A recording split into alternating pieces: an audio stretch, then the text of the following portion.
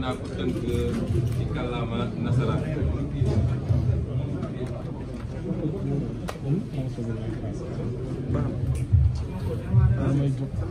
mbokk yi tey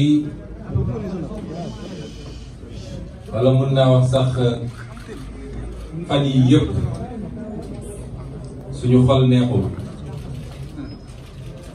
suñuy nelaw néew na, suñu xalaat bëri na, te dara warul ko nag loolu tiis gi nga xam ne am na ci réew mi, muy ay bakkan yoo xam ne rot na fi. kon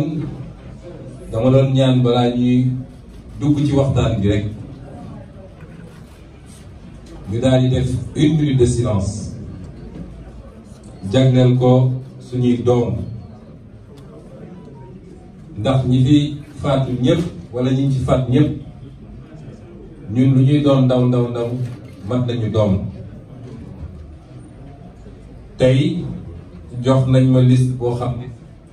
jeexagul ndax ñi ngi confirmer, ñi ngi xool ñeneen ñi ci tudd ba am confirmation, waaye liste bi ñu jotagum mat na déjà fukki nit. benn bakkan bu rot rek ci anam gu mel nii nga xam ne dañ koo faat musiba la ci réew mi, rawatina nag buñ nee tey mat na fukki bakkan. bakkan yooyu nag mooy ku ñuy wax Baye Cheikh Diop, amoon fukki at ak juróom ñaar 17 ans, ñu ngi ko faatee fii ci Yëmbal. Cheikh Koli amoon ñaar fukki at 20 ans, ñu ngi ko faatee ca Bignona. Famara Goudiaby moom it amoon ñaar fukki at 20 ans, ñu faat ko Bignona. Pape Sidi Mbaye amoon moom ñaar fukki at 20 ans, ñu faat ko fii ci Kër Massar. Sadio Camara am fukki at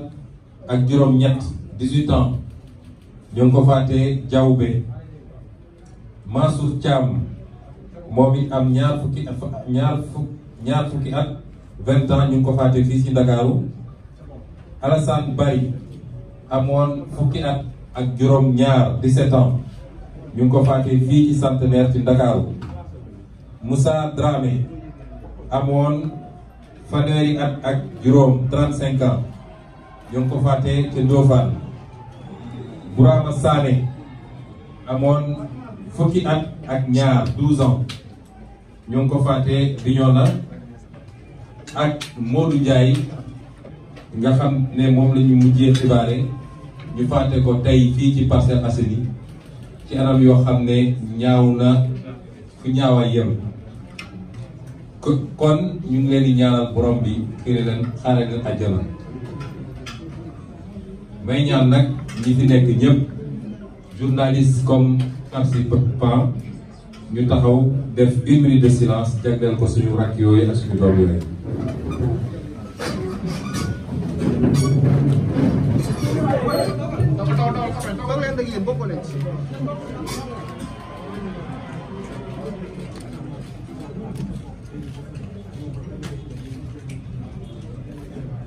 Photo. maa ngi jox suñu sëriñ sëñ Mansour Jamil mu jagleel leen ay ñaan yoo xam ne xaasatan la yokk barke rek, comme yàlla def mu teew fii te di suñu sëriñ ñu jox ko micro bi rek mu def leen ñaan.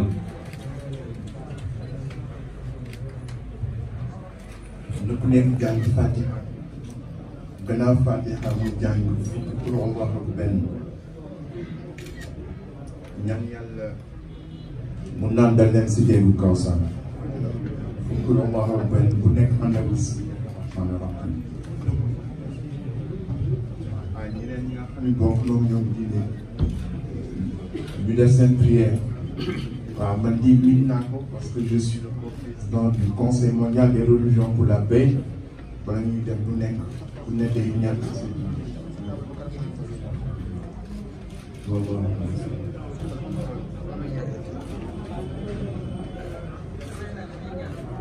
يا حي يا من يسر الحي يا منصور يا عليم من يسر علينا يا عازم سبحانك يزعم يا عازم الذاتك عن المثال والشريك والنزير والصحابة والولد وأنت الحق أبدا والصمد في حياتك الأبدية من بسطت الحياة من حياتك فأنت الباقي تتقدم زمان ولعبادك اللهم مفتوح الحفي الذي إذا نطقت به لعبدك فيه واسترهم بسترك الجميل الذي سترت به نفسك حتى لا عين تراك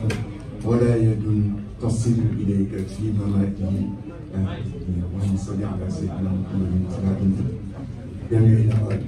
ولا كلمة يا عندك هذا الرجال ولمنا يا رب الحياة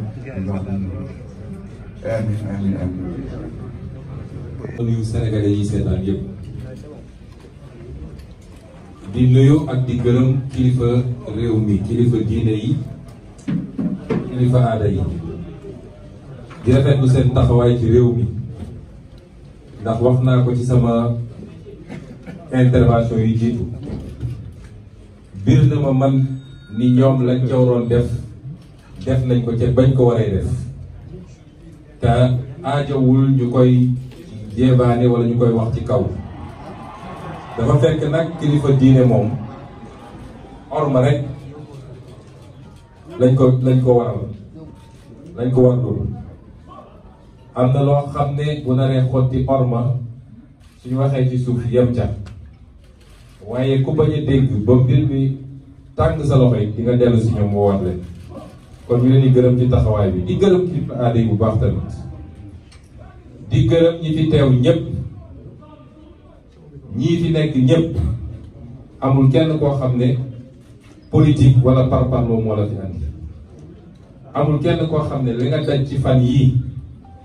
parparloo moo tax waaye ñi fi teew ñëpp leen tax a jóg ba tax ñu daj ci lu ma ci dajul man mooy Sénégal yitte gi ñu am ci Sénégal patriotisme ak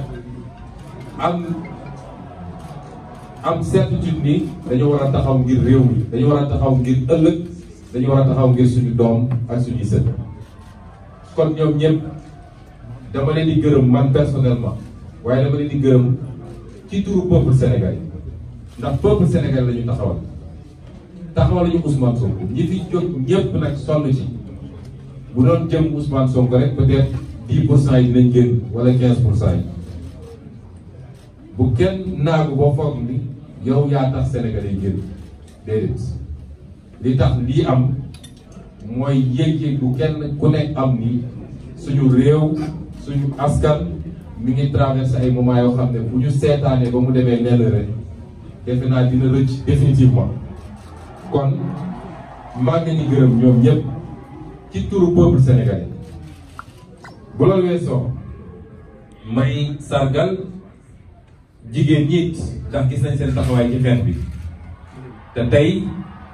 dañ leen ko mandargale muy journée 8 mars jigéenu boor bu nekk nag du jigéenu Pastef kese jàpp nañ fay jigéenu Pastef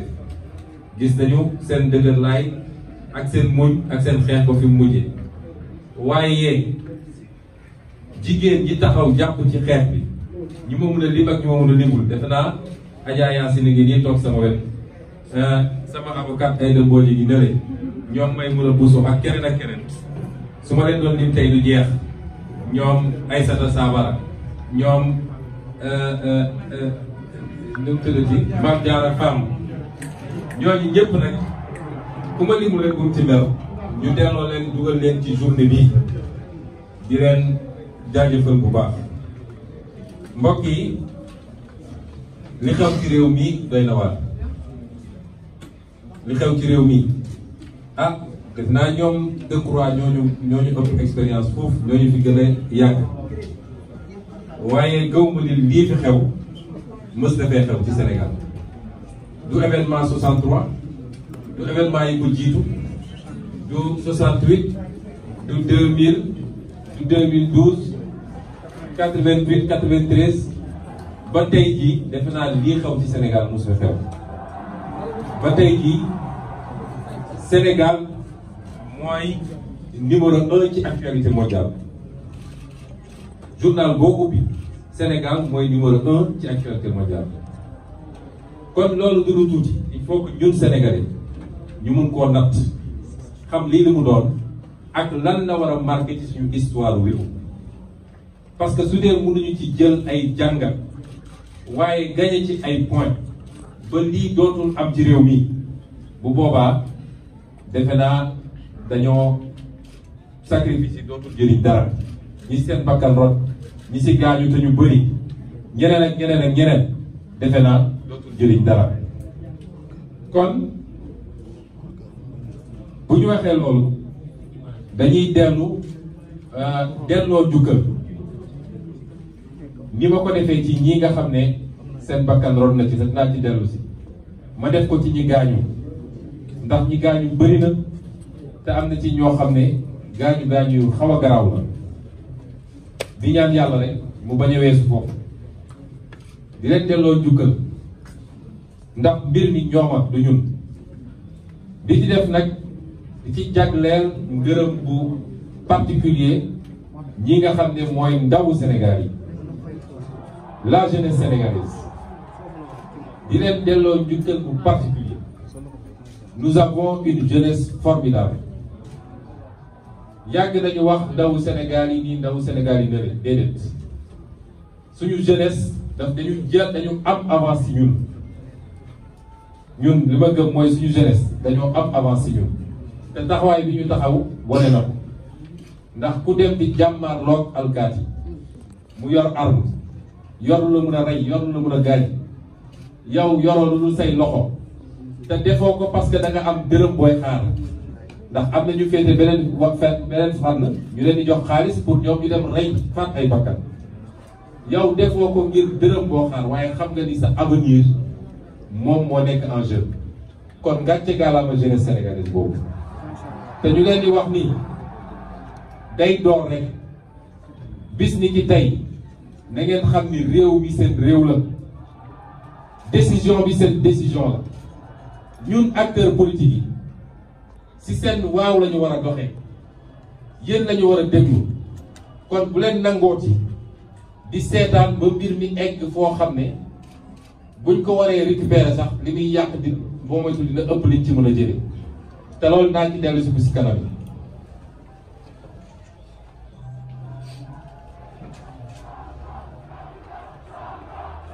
ma wax nag nii ñooñu ñëpp nag nga xam ne sonn nañ ci mbir mi même ñi toog seen kër di ko naqarlu même ñi yor seen kurus ak seen sijaada di ñaan bu ma nekkee fii tey di waxtaan ak yéen xam leen ni yéen a tax ndax bu ngeen amuloon taxawaay boobu waxuma la tey jii waxuma la ajjuma bii passé waaye lundi 8 février laa waroon nekk Rebeuss kon tey ci du ma toog di wax ak yéen kon bu leen kenn gëmloo ni dañ ñoo may faveur may ñu faveur waaye seen taxawaay li mu firndeel rek mooy li tubaab naan la souveraineté appartient au peuple mooy kàttan dëgg sañ-sañ dëgg ci biir réew askan bee ko moom kenn moomu ko ñoom dañoo faral di wax loo wax ñu ne la force reste à la loi restera à la loi waaye la loi mooy le peuple la loi du député la loi du Macky Sall la loi du Antoine Diome la loi mooy la volonté populaire ku dem nag ba sàggane ko foog ni loi yi ñu voté te peuple bi voté ko mun nga koo jalgati di ko teg ci kaw nit ñi peuple bi dala koy fàttali te loolu moo leen dal tey kon taxawaay boobu ngallaawaay bu mu dajee ci Sénégal bu mu dajati parce que li ñuy wax ne grande démocratie boo gisee njiit yi am lu ñu sañul foofu mooy askan wi dafay taxaw jonn di leen surveiller saa suñu commencé génn rek nit ñi génn ne leen lii duñ ko nangu ñu dellu si waat kon ñun ñëpp dañu am taxawaay boobu bis ni ci tey ma wax tamit nii ñii nga xam ne ñi ngi ci kaso yi tey lu ëpp téeméeri nit ñi ngi ci loxo Macky Sall ñii Tambacounda ñii Kédougou ñii Ziguinchor fii Ndakaaru ba Saint-Louis Tivaouane fu nekk jàpp nañ fa ay nit ñoo xam ne sàccuñu reyuñu nit wuruñu loxusuñu ay billets détourné wuñu xaalisu réew mi seen crime mooy dañoo manifester te constitution moo leen jox droit ñu mën a manifester loolu ñu ngi masawu ñooñu waaye di leen xamal ni duñ leen seetaan dinaa ci ñëw bu si kanam yi di masawu it ñi nga xam ne ñàkk nañ ci seen alal parce que dégâts matériels yi bëri na loolu du woon cëslaayu mbir mi ñi jóg di manifester duñu ay bandi duñu ay saay-saay ay nit nag mën nañ cee rax waaye loolu taxu leen woon jóg te it suñu xeex jubluñu ko ci askanu sàngam wala réew sàngam du loolu mooy suñu xeex waaye dafa fekk da am fu mbir di toll lépp mun na cee jaxasoo lépp mun na cee am waaye loolu du woon cëslaay bi parce que ku bugg a yor réew ak ku bugg a defar réew doo toj alalu jàmbur doo yàq oto jàmbur doo toj kër jàmbur kon loolu ñu ngi koy masawu bu baax nit ñi mu dal di masawu njabootu ñi ci faatu di leen jàll te bu soobee yàlla di leen góorgóorlu ba kenn ku nekk ñu def suñu délégation ñi fi nekk ñëpp dox ñëw jaale si leen di masawu njabootu ñi gaañu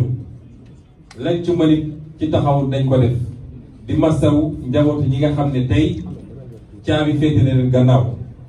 wax leen it seetaanuñu ñooñu ndax gannaaw bu ñu jëlee avocat yi leen war a défendre kenn ku ne ñi ngi góorgóorlu ci la ñu mën a jàppale ba doo tumuranke wala sa njaboot du tumuranke waa mbokk yi lii lépp lan moo ko waral lii lépp ci ay tiis yu dal ci Sénégal lan moo ko waral li ko waral mooy li tubaab di wax cupidité ak boulimie du pouvoir mooy xiif bi nga xam ne Macky Sall ak ñi mu àndal xiif nañ ko nguur ak yaakaar nit ñoom dañoo war a mun a yor nguur di toog fi ba faw lii lépp loolu ko andi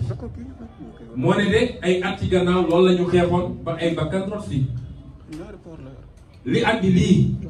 mooy nguur gi ñu teg ci loxo Macky Sall ne ko jox nañ la suñuy moyen jox nañ la budget jox la administration jox la justice jox la armée jox la lépp loo soxla la ñu bëgg mooy nga defar réew mi la ñu bëgg mooy ndaw ñi am liggéey la ñu bëgg mooy nit ñi faju la ñu bëgg mooy tare yu baax Macky Sall wëlbati loolu lépp jël ko mu doon doole bu muy jël di ko teg ci kaw citoyen yi muy kuy politique muy kuy mouvement citoyen muy kuy société civile ku nekk d'accord maag Macky Sall rek teg na doole boobu sa kaw loolu moo ñu andi ci lii mu ànd ci ak ay nitam yoo xam ne duñ ko wax dëgg bal sax boo moytul ñoo ko yées moom ci boppam ndax lii am lépp nag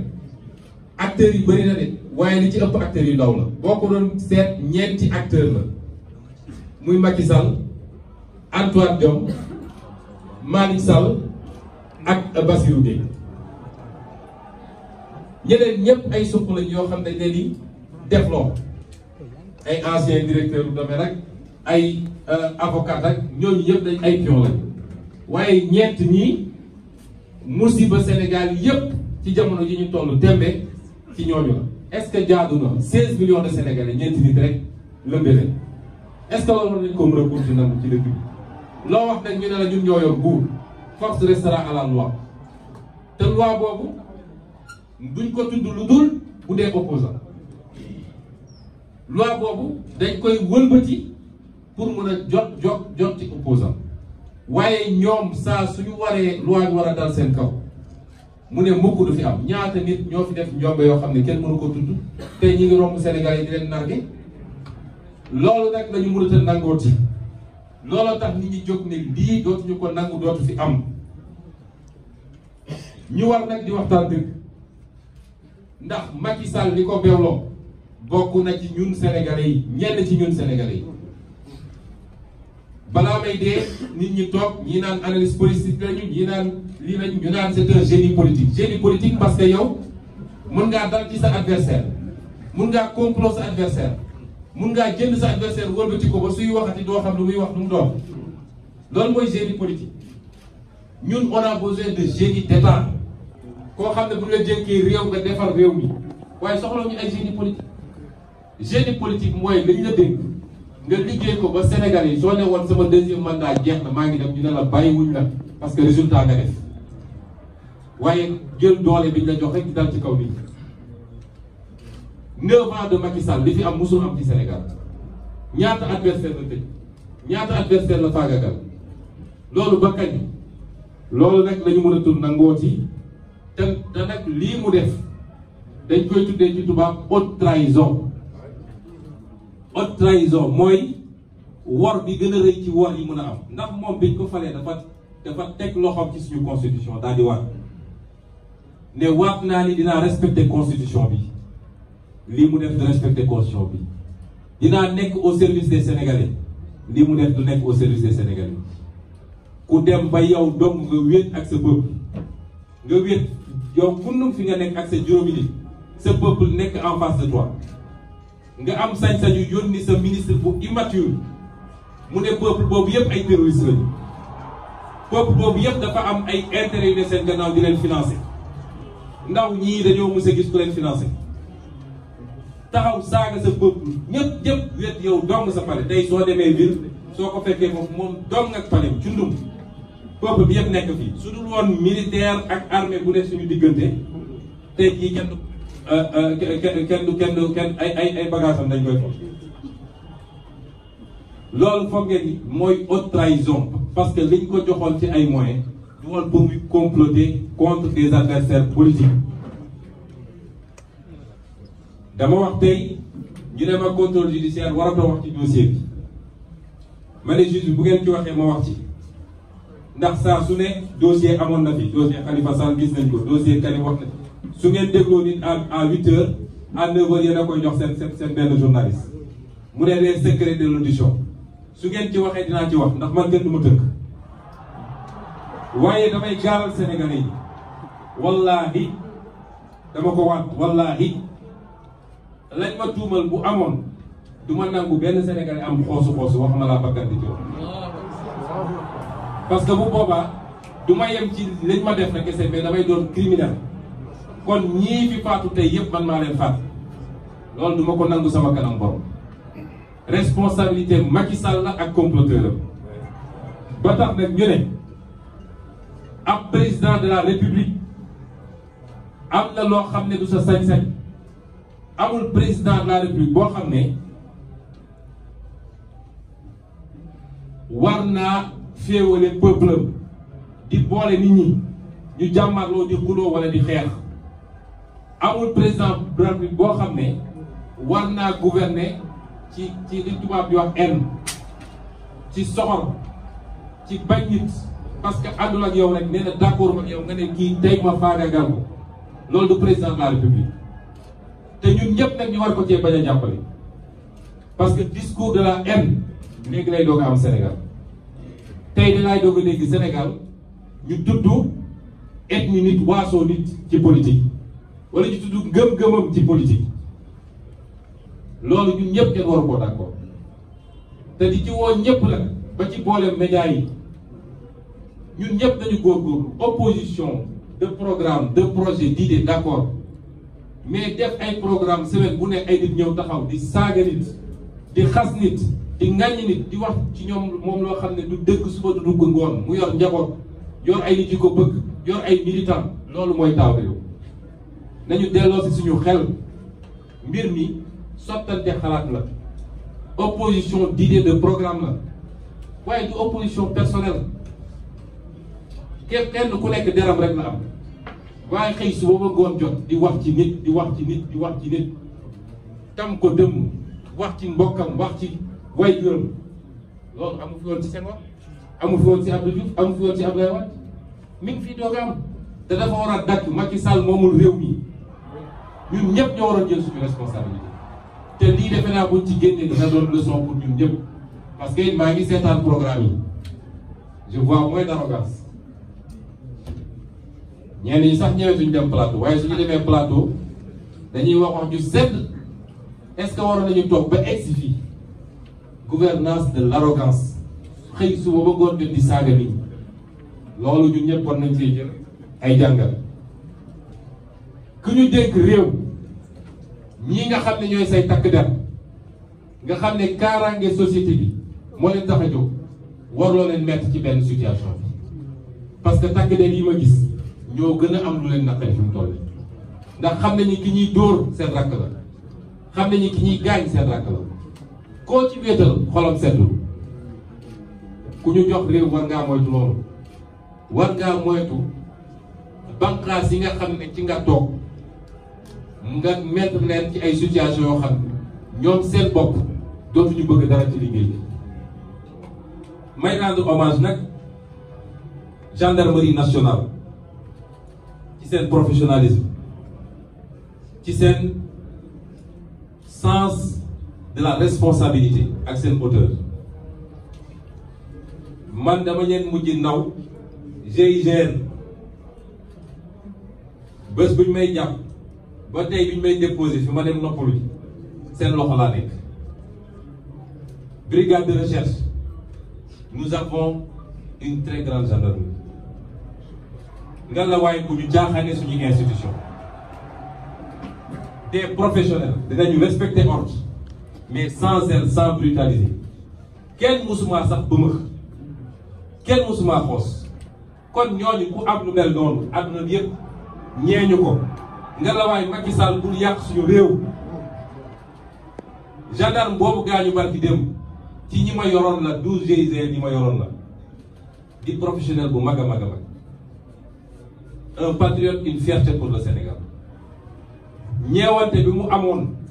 ci ñi mu doon sànni grenade bi moo tax mu téyewaat ko hésitation boobu moo yàq loxoom tey kon yooyu nañ ciy bàyyi xel te gëm naa ni mu amee ci gendarmerie la amee ci yeneen corps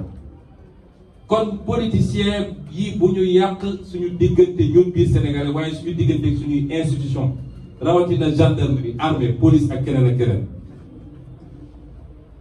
di wax tamit nii Macky Sall dafa trahir le peuple sénégalais Macky Sall mooy le seul responsable de lii xew nii ci réew mi te responsabilité boobu duñ ko bàyyi mu jaas Macky Sall amul légitimité pour jiite Sénégal tey jii amu ko woon démb tey doog a ñëw ndax man bokk naa ci candidat yi nga xam ne bi ñu génnee 2019 maa waxoon candidat ñeenti candidat opposition yi ne leen position de principe du ne génne nañu génne xale yi ñu xeex de waaye position de principe mooy duñ ko reconnaître amul légitimité il est le président légal waaye du président légitime defe naa mel nu man ci ñeenti candidats yi maa yor position boobu ba léegi mosul ma dégg ma ne ko président Macky Sall laa koy wax parce que légitimul dafa mbuxum élection yi légitimité boobu nag li ci desoon lu tuuti su doon des na moo fi nekkatul kon suñu newoon ci yenn situation yi Macky Sall dañ ko war a wàcce tey jii suñu nekkoon ci yenn situation yi waaye foofu nag laa bëgg askan bi déglu ma nañu dégloonte bu baax a baax a baax parce que loo gis rek tey ak daal daf cee baax benn bu kenn dem pare génne Macky Sall ne day wàcc par force parce que loolu baaxul ci démocratie fi mu mën a jëme réew mi lu baax moom bu xoolee boppam ba xam ni amatul légitimité pour jiite Sénégal mu ne jóg naa man démissionné na askan bi yëpp jóg tàccu ñu préparer suñu élection anticipée ñi war a dem jàmmarloo waaye bu ko deful nañu ko gunge ba mandaam jeex waaye bu kenn dem ne dañu koy wàcc. ñaareel bi yenn borom xam-xam yaa ngi wax déjà gouvernement d'union nationale ñun de sama bopp laa mën a waxal ak ñi ma àndal bokkuñu jegewuñu benn xeetu gouvernement bu Macky Sall parce que dañ koo nawloo wut ba war a mun a ànd ak moom ci gouvernement parce que koo dem ba ni def na haute trahison mënatu wëlal ku ànd ak moom ci ay gouvernement léegi nag mu des fi ma bëgg a waxtaan ak Sénégal yi révolution bi am na ba noppi kenn mënatu koo arrêté bu ñu ne woon compet Ousmane Sonko yóbbu wala ñu def ko Decroix ñu def ko Cheikh Diagne wala Khalifa Sall wala ku munti doon du tee lii ma gis ñii ci ndaw ñi kenn mënatu koo arrêté la révolution est en marche te gën see gudd 2024 ñu mottali ko la ca des mooy nañu bañ def erreur yi nga xam ne réewu Afrique yu bëri def nañ ko mooy dañuy conduire seen révolution ba dégg ci cappaandaw bi mu am ñu ñëw ne ko coppet rawatina nag armée parce que réew am na fu muy toll armée day jël réew te ñaare armée day am ay puissance yu bokkul fii yoo xam ne dañuy jël seen nit préparer leen pour ñooñu jël réew mi bu ñu sàgganee ba armée jël réew mi lépp lu ñu doon yóotu ak di ko préparer dañ ko ñàkk moo tax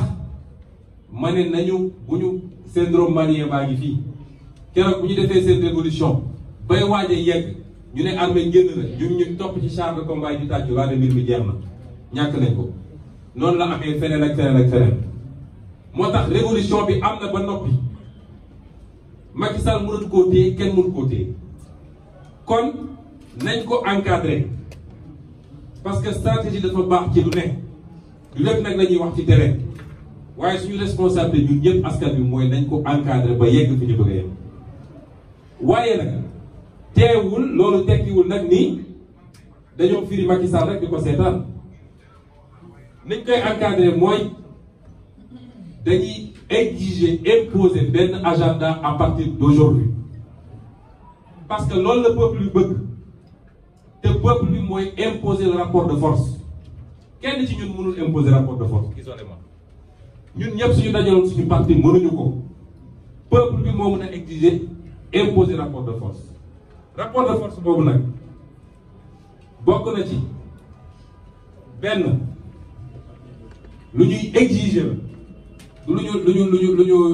ñu ñaan Macky Sall amul layam yi lu ñu exiger Macky Sall bu ci jëkk mooy ñii nga xam ne seen bakkan rot na ci mbir mi te muy responsabilité moom Macky Sall nañu jox ndàmpaay seen waa famille mënul tax ñu rattraper li ñu ñàkk waaye loolu le minimum la ñu bañ a gore di ba mel ni moom ndax moom bi nit ñi xeexee 2011 ba ay bakkan rot ci bi mu toogee ci nguur bi da leen a fàtte ñenn ñi sax commencé ñaxtu ñu tëj leen kaso ñii nga xam ne seen bakkan rot na ci exigence Macky Sall ak état du Sénégal dañu war a jox ndàmpaay seeni famille ñaareel bi mooy ñi ci gaañu dañ leen war a jox indemnité civile et militaire nag laa wax dañ leen war a jox ay indemnité jàppale leen ñu mën a faju ci lu mu gën a rafete ñaareel bi du lu ñuy ñaan Macky Sall tamit mooy prisonnier politique yi mu jàpp na leen libérer immédiatement et sans condition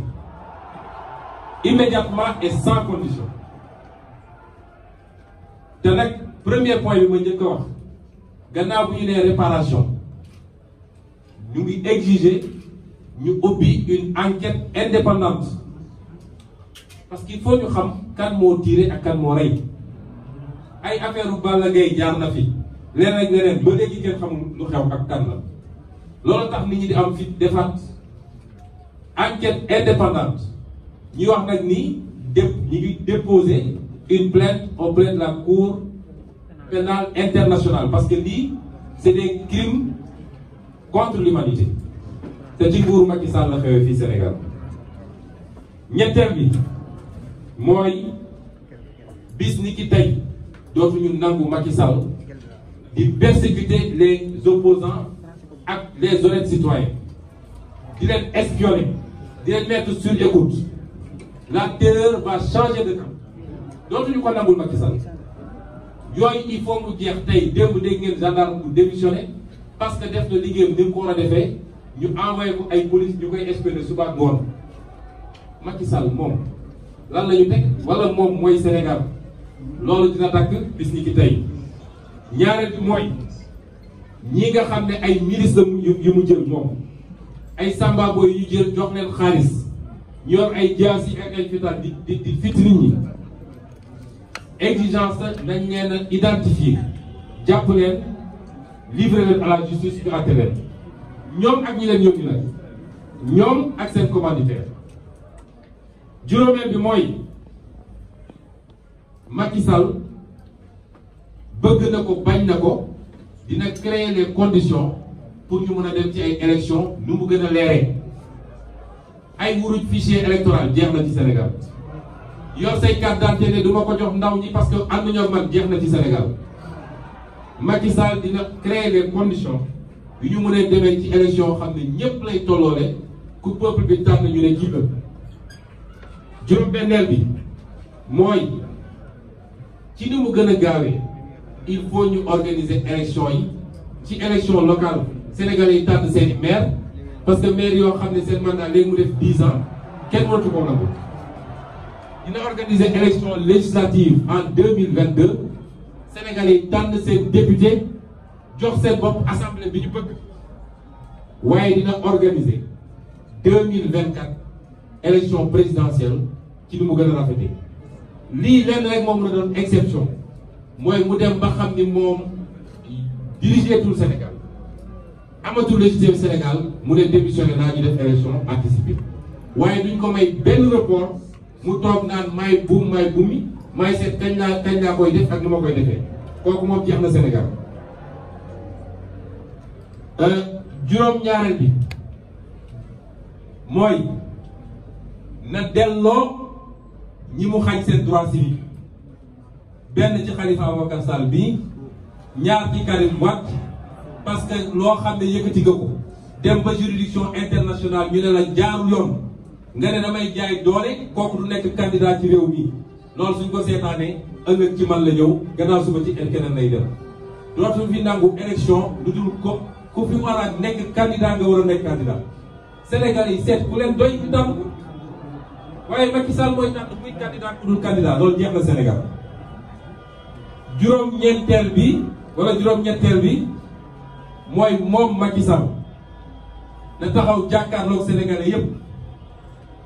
amul moo bon vouloir wala nii wii nii non fii non rek moo fi am na jàkkaarloog Sénégalais yépp ne troisième sax dootuma ko tudd waxuma la mandat amu ci droit te peuple bi nee na amu ci droit peuple bi nee na deuxième mandat sax doyal nañu waaye nekk républicain moo tax dinañ ko bàyyi mu yeggali kon bu mu fi taxawati naan ay nii wii nii non ak yu demee jeex na 2024 Macky Sall n'est pas candidat au Sénégal bu amee beneen république bu mu am nag mën na fa dem nekk candidat.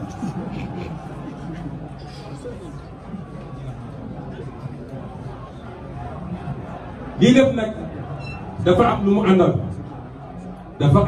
ànd ak mooy li may ñaan le peuple particulièrement les jeunes bu mobilisation bi wàññeeku mukk nag tey lañu war a gën a mobiliser wu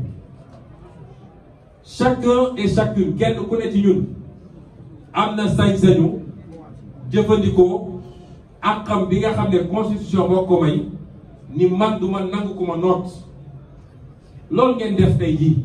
loolu ngeen def fan yi yëpp weesu nañu continuer mobilisation boobu waaye na doon mobilisation pacifique parce que dafa am lu Macky Sall foqati woon ci ñun mooy kenn amatul woon sañ-sañu def rassemblement wala nga def marche tey wan nañ ko ni ci par force dinañ ko def parce que constitution moo ñu ko may te keroog bi ñu koy may dafa ne déclaration ngay def amul autorisation déclaration la balaa may dee ñu ne marche non autorisée France mën a bàyyi nit ñi ñu manifester Canada mën koo bàyyi keneen ak keneen Turquie yow fi nga dëkk Sénégal ñu ne la doo fi manifester parce que son excellence Macky deuxième nee na kenn du fi manifester loolu jeex na ci Sénégal may proposer ñu continuer manifestation yi jël benn fan wala ñaar ci semaine bi 1 million de Sénégalais nañu génn yor seen drapeau national xool fu ñuy dem fu ñu koy defee dem taxaw fa exiger que lii ma wax 9 mesures yi ak yeneen yoo xam ne après concertation dina ci yokku Macky Sall da koy respecté wala dootul am jàmm ci réew su amee kuy tiit désormais Macky Sall lay doon waaye dootul doon loolu jeex na ci réew may wax nag gannaaw bi ma waxee li jëm ci Macky Sall may lancer un appel ñun ñii ñëpp nag di acteurs politiques askan wi mérité na des acteurs politiques qui soient à leur hauteur ñun ñëpp amatuñu droit yenn yi nañu sargal askan wi nañu delloo politique sa noblesse nañu jël engagement ñun ñëpp waat ko ni peuple bi rek moo ñu ñor kenn new fi di politique pour xaalis booy am ku bëgg ay milliards uti ko feneen waaye politique servir ton peuple yaa ciy sonn dépenser si ñàkk ci ba dee waaye waroo ku foog ni ci milliards ci politique nga amee milliards ndax nga sa bopp loolu dafa war a dakk Sénégal mën nañu am ay projets yu wuute mën nañu am gis-gis yu wuute waaye ñun ñëpp dañu bokk bëgg réew mi nañu bëgg réew mi jaay intérêt réew mi li Macky Sall def dafa war a dakk suñu ressource naturelle nga jaay suñu marché public nga jaay loolu neex nga def loolu jeex na ci Sénégal kon dama bëgg ñu nit peuple bi waruñoo gën a gore man Ousmane Sonko je ne mérite pas ce peuple là je ne mérite pas gisuma lan laa def ba peuple bi war a daj li mu daj ci ñun kon ñu nit nañu jël engagement solennel ni bis ni ki tey un nouveau départ la ñu jël parce que réew mi yomb naa defar de te peuple bi amatul droit un troisième ou un quatrième départ bii pas ça doit être le bon départ su dee rek dañuy ŋàññi ñi fi ne ba jëlee leen fi ñëw def la ñu defoon wala lu ko yées defe naa bu au bout du compte peuple bi mooy mujj génn ci ñun ñëpp kon loolu ci lu jëm ci ñun la nga la waay nañ ci góorgóorlu ma yokk ci benn poñ la ma ciy waxtaan bëri na trop waaye dafa fekk li tubaab di wax machiavélisme ñu bëgg a utiliser yenn yi à des fins strictement politiques may sànni ay kàddu jëmale ko ci Casamance une dernière fois samay mbokk laay waxal wala lenn ci samay mbokk ndax yàlla may na ma bokk fépp ak lu nit mënoon jàpp ba tax nga jël ngàndaay dugg ci àll bi jàpp ni dañ laa xeeb jàpp ni dañ laa boolewul jàpp ni citoyen de seconde zone nga boo xoolee li xew tey ci Sénégal di nga xam ne loolu amut ndax gannaaw bu ma doonee doomu Sénégal doomu Casamance la waaye ñii ñëpp jóg taxaw muy Touba muy Ndar muy Fuuta muy Bakel muy kenn seet Thiès ak feneen jóg taxaw seetuñu ñii fu mu bokk dañu ne dëgg jot na dañu xeex dëgg kon li ma leen di ñaan mooy ci 6 mois yii juróom benn weer yii li ma ñaan samay mbokk ci Casamance ku ci yoroon gànnaay na nga ko teg génn ci àll bi ku ci yoroon gànnaay na nga ko teg sans condition génn ñu bokk ndey bokk bàyyi parce que ñun ñëpp sénégalais la ñun ñëpp africain lañu gannaaw ga ngeen ànd ak suñu armée fépp fu nit mii nekkoon ngeen wane carte yi ñu génne mii génne ndëb yi sauver population yi bu ñu nangooti ñu ne dañ koy régler par la voie militaire parce que kii tiire ak ki muy tiire ñoom ñëpp doomu Sénégal lañu ñun ñëpp benn lañu kon loolu muy appel boo xam ne maa ngi koy lancé parce que lu ma ñor a ñor la te boo seetee li xew Sénégal tey di nga xam ni Sénégal yëpp wane na ñun ñëpp benn bopp lañu kon lii lañu bëggoon sànni ci kàddu yu gàtt di wax tamit ni li jëm ci mbir mi nee nañu contrôle judiciaire man nag acteur politique la sama indépendance politique kenn du ma ko xañ loolu moom may ma ko kenn ñaareel bi ñun musuñoo daw justice combat de principe mooy li suñuy àq ak li yoon wax ni lii la nañ ko jaarale foofu ba tey jaarewuñ ko foofu te dinañ ko continuer xeex ndax suñuy avocat ñi ngi def recours yi waaye bëgg nañu ci nu ma gën a gaawee ñu dem ci procès ba nu mu gën a gaawee bu boobaa yooxu dina jëm fu ko foogee moom. may remercier it ci présence su daam yi parce que tudduma góor ñi waaye bés bi bésu jigéen ñi la madame la ministre Aminata Lo Dieng di ko remercier bu baax ci présence am ak ci taxawaayam ci combat bi ndax ci bi mbir mi commencé rek la daw si kër ga. Donc je vais récapituler plus brièvement en français.